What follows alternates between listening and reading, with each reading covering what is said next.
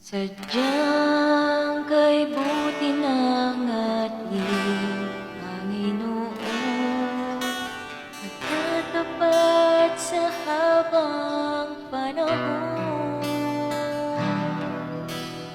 King sa kabila